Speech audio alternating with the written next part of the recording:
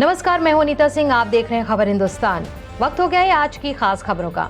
UP में फिर लहराया भगवा रंग। समग्र विकास और कानून व्यवस्था के राज ने दिलाई भाजपा को सफलता। करीब 2 महीने पहले जब पश्चिम से चुनाव की शुरुआत हुई तो सर्द हो रहे मौसम में चुनावी तस्वीर पर ओस की बूंदें जमी हुई थीं। बहुत कुछ धुंधला और उलझा हुआ सा था। 2017 के चुनाव में पश्चिम से भाजपा के पक्ष में चली हवा ने पूरे प्रदेश में तूफान जैसा रूप ले लिया था। पर इस बार किसान आंदोलन से उपजे हालात और समाजवादी पार्टी रालोद गठबंधन ने भाजपा की राह में कांटे बिछाए हुए थे। फिर भी तमाम रास्तों के कांटों को हटाते हुए भारतीय जनता पार्टी ने फिर से अपनी वापसी की है।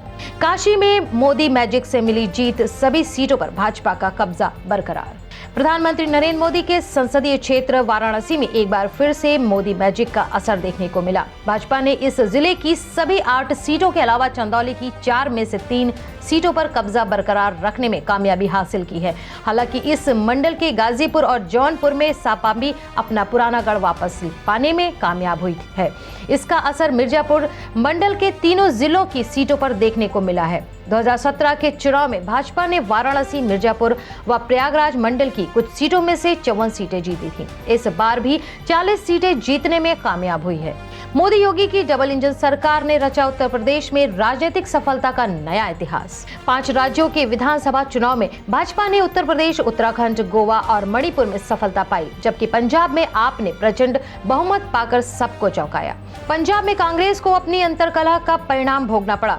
भाजपा और अकाली दल के साथ न आने से उनका भी सफाया हो गया, लेकिन सबको चौंकाने वाला परिणाम उत्तर प्रदेश में रहा। राजनीतिक रूप से सबसे महत्वपूर्ण प्रदेश में योगी आदित्यनाथ ने प्रचंड बहुमत से दोबारा सत्ता प्राप्त कर इतिहास रचा।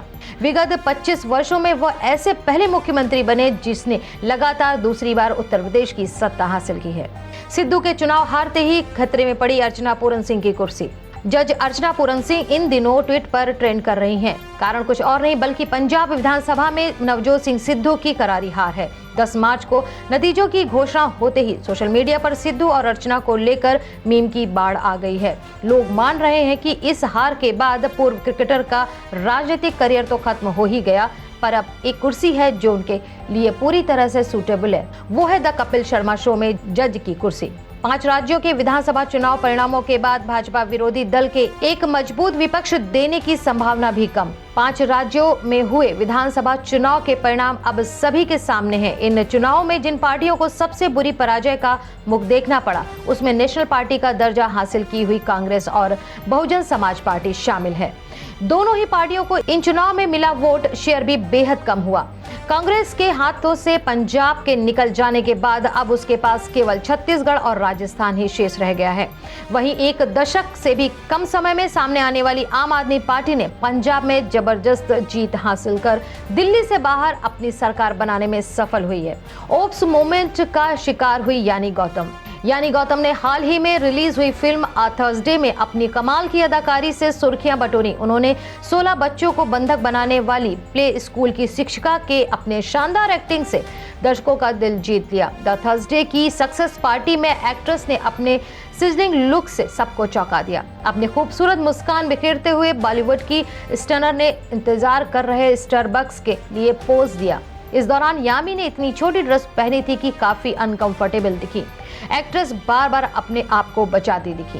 अहमदाबाद में आज रोड शो करेंगे पीएम मोदी। मिशन गुजरात की तैयारी में भाजपा। 5 राज्यों में विधानसभा चुनाव के नतीजों के बाद अब भाजपा गुजरात चुनाव की तैयारी में जुट गई है। 4 राज्यों में मिली बम्पर जीत के बाद पीएम नरेंद्र मोदी आज अहमदाबाद में मेगा रोड शो करने वाले हैं। अहमदाबाद से गांधीनगर तक होने वाले इस रोड शो में लाखों लोग शामिल होंगे।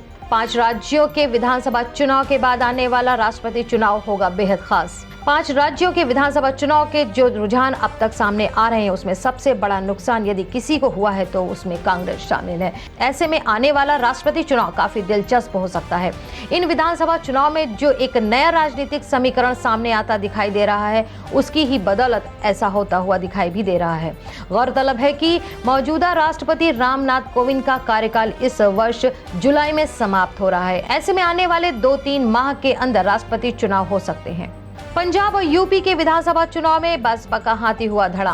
5 राज्यों के विधानसभा चुनाव के नतीजे अब काफी हद तक साफ होते दिखाई दे रहे हैं। इस चुनाव में जहां कुछ सीटों पर प्रमुख 2 पार्टियां भारतीय जनता पार्टी और समाजवादी पार्टी के बीच में जबरदस्त टक्कर देखने को मिली, वहीं नेशनल पार्टी का दर्जा हासिल की हुई बहुजन समाज पार्टी को पिछली बार की तरह ही जबरदस्त निराशा हाथ लगी दिखाई दे रही है। भाजपा का हाल पंजाब और यूपी में एक सा ही रहा। पंजाब में जहां उसको मिले मत 2% से भी कम रहे, वहीं यूपी में 12.7% वोट पार्टी को मिले हैं। भाजपा और कांग्रेस के बाद तीसरी ऐसी पार्टी जिसकी 2 राज्यों में सरकार। पंजाब में महाजीत के साथ सत्ता हासिल करके और गोवा में पहली बार खाता खोलकर आम आदमी पार्टी ने विपक्षी राजनीति के राष्ट्रीय फलक पर अपनी जगह बनाने की दिशा में गंभीर कदम बढ़ा दिए हैं। पार्टी गठन के 9 साल के भीतर केंद्र शासित प्रदेश दिल्ली की सीमा पार करते हुए पंजाब में लगभग 3/4 बहुमत हासिल कर आप मौजूदा समय में भारतीय जनता पार्टी और कांग्रेस के बाद कम से कम 2 राज्यों में अपनी सरकार बनाने वाली तीसरी पार्टी बन गई है। तो ये थी अब तक की प्रमुख खबरें। आगे की अपडेट के लिए देखते रहिए खबर हिंदुस्तान।